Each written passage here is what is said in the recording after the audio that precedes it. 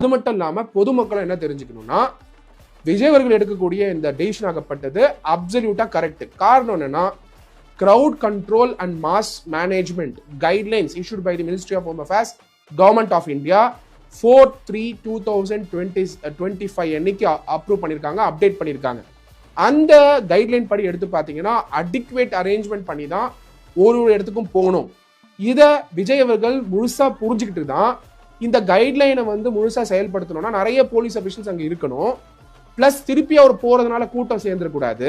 அந்த எதிர்பார்ப்புனால நிறைய பேர் வந்துருவாங்க அவர் வராருன்றதுனால. நெக்ஸ்ட் மீடியா அட்டென்ஷன் எவென்ச்சுவலா அவர் மேல இருக்கும் வீட்டுல இருந்து கிளம்பும் போது.